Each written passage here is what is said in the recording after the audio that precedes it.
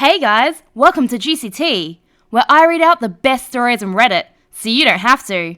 The funny, shocking, and satisfyingly juicy. Today's video is Sussy Sunday, where we try and find the truth.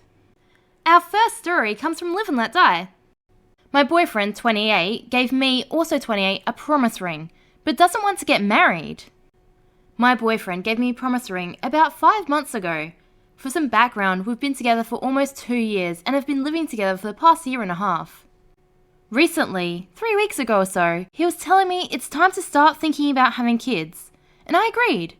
But I told him I want to be married or at least engaged before we start having kids. That's always been the goal. Randomly we were talking and he said he's been looking into it and doesn't think he wants to get married because there's no real benefits and it's just a piece of paper. He also added that we have disagreements and danced around it but said it's mainly my fault we argue. He said he's not perfect either, but then went on and on about my faults. He said because we have disagreements or hard weeks and with divorce rates being so high, he thinks that will happen to us and he'll lose half his stuff. He asked if marriage was a deal breaker and I told him yes. I'm not going to have your kids wreck my body, cook you dinner and do all the things wives would do just to be your girlfriend for the rest of my life. I deserve that type of commitment, and I know he knows full well I want to get married, and up until recently, he did too. We've talked about getting married, and he never said he didn't want to until a few days ago. I mean, he got me a promise ring. I even caught him looking at engagement rings months ago. I'm just blindsided. He came back an hour or so after the conversation and said he isn't saying he never wants to get married, or that he doesn't want to marry me. He just doesn't want to get divorced and isn't ready yet. I said no one gets married to get divorced. I've just been thinking about this because if we don't have the same goal, I'm just wasting my time. I love him and he tells me he loves me multiple times a day. We want to make big life moves together. We're trying to buy a house. But I don't want to continue based off I'm not saying never and hope he'll change his mind. I know that just doesn't happen and my biological clock is ticking. I want to have kids and be married. I don't want to wait so long and make it hard on myself to have them, or not be able to have them at all. I'm so confused. Why give me a promise ring only to change his mind about it and then change his mind again?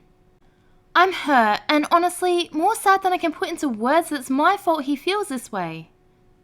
As of right now, we're just continuing as normal, but I can't stop thinking about this. Should I stick this out? Should I talk to him and see what happens? Or realize I have my answer and move on? I honestly need advice, and I need to talk about it. Personally, I think he doesn't want to lose you, but also wants to have things his way, so he's testing your boundaries to see what he can get away with. First, he tells you he wants to start having kids, without mentioning the marriage part. Then when you mention you want to get married first, he admits he doesn't want to get married at all, and tries to shame you into thinking it's all your fault, which seems to have worked, and checks if this is a deal breaker. You don't cave and tell him it is, so he disappears for a while and comes back with a vague, I'm not saying I'll never marry you. He's never going to commit to you. He wants the benefits of a wife, but doesn't want the commitment. Or perhaps something else is going on. You said he gave you a promise ring and used to want to get married. Maybe he has a side piece and that's why he's so hesitant to commit to you now. Whatever the reason, he said he thinks you'll end up divorced. This guy already doesn't see a future with you, married or not. Our next post is from Make by Troy. Police came to my apartment and informed me that someone in another state had claimed that I was having a mental health crisis. This happened to me about 8 years ago, and it still perplexes me to this day. I'm hoping to maybe get a better understanding of it all, or consider theories I hadn't thought of. At that time, I was living in an apartment in a major city in northeast Ohio. This apartment was unique in the sense that it was a single apartment in a small office building. My girlfriend and I were the only occupants, and the place was totally empty most weekends. Basically, no foot traffic, and no one would know that anyone lived there from looking at the building. I was working as a case manager for a nearby community mental health agency, which I think may be relevant to this story. I was by myself cleaning the apartment on a Saturday afternoon. I see my landlord's truck pull in. Not weird. Then a police car. Very weird. My landlord lets him into the building, and a few moments later, there's a knock at my door. 2 police officers greet me. "Hi, are you Larry, my last name?" "No, my name is OP's name." "Is there a Larry, my last name, that lives here? We received a call from Austin, Texas that he's here and is having a mental health concern. He's suicidal." We go back and forth, and I got the impression that the cops thought I might be lying to them or minimizing. I showed them my identification and explained my profession. All 3 of us became very confused very quickly. Of note, they asked if I had any enemies, suggesting that someone may have done this to me to either put me in danger or have me hospitalized involuntarily. Not a single person came to mind, especially from Austin. I didn't and still don't know a single person who lives in Texas. Eventually, the cops left, asking me to call if I had any future issues or if I thought I needed help. They were super kind and supportive. What's even stranger to me is that the tenant who lived in the apartment prior was named Larry, though with a different last name. It was a very surreal and scary feeling, and in hindsight, I can see that the situation could have potentially ended very poorly for me. Either someone did this intentionally, yet didn't know enough about me to get my name right, or I don't know. To this day, it's a big question mark for me. Any thoughts or insight from the hive mind is greatly appreciated. This is a weird one because the person who made the call must have known OP's last name, but not his first name, which is very unusual. Potentially they knew him in a professional sense, like the way doctors or teachers are called Dr. Last Name or Mr. Last Name. OP works as a case manager at a mental health agency, so he might get referred to as Mr. OP. It would also put into this person's head the idea of claiming that he had a mental health crisis. Perhaps he followed OP home and asked around who lived there, and got the name Larry that way. No one in the comments seems to know what's going on here either. Our next story comes from Frora Valentine's Day. My boyfriend's ex texted him on Valentine's Day, the day he met my daughter, and he responded. I've been with my boyfriend for a few months now, since December. Everything's been great, we have a lot of the same interests, and we have similar life stories, so right off the bat, we got along really well. I have a 5-year-old daughter, and after enough time had passed, we decided it was time for them to meet. We chose Valentine's Day and planned a movie and a dinner for the 3 of us. The night went wonderfully. Fast forward to last night. We were sitting in bed looking at his phone, and he gets a message from some woman. He immediately tensed up. I asked who it was, and he said it was just a friend. Given his reaction, I didn't have a good feeling, so I asked to see the message thread. He quickly got defensive, saying it's not what it looks like, and was pretty upset, slinging blankets around. I took the phone and looked through the message thread. I was shocked. She texted him on Valentine's Day and he responded. It was a simple, Happy Valentine's Day with love heart emojis. But still, seeing it hurt so bad. I asked him about it and he told me it was just a friendly interaction. He meant nothing by it. I pressed him more on this, and it was revealed that these 2 dated back in college. He said they're friends now, and she's been happily married for 4 years. I looked through more of the messages, and I was appalled. Some of it was emotional bonding. Talking to each other about their day, calling each other on the phone, making jokes, sending infrequent thinking about you texts, and sending selfies. But some of their other conversations got raunchy, talking about the great sex they'd had, their favourite positions, and how they missed it. I'm still lost for words. Before this relationship, I was with my ex for 10 years. He told me it's normal for people to be friends with their exes, but I'm sure it's not.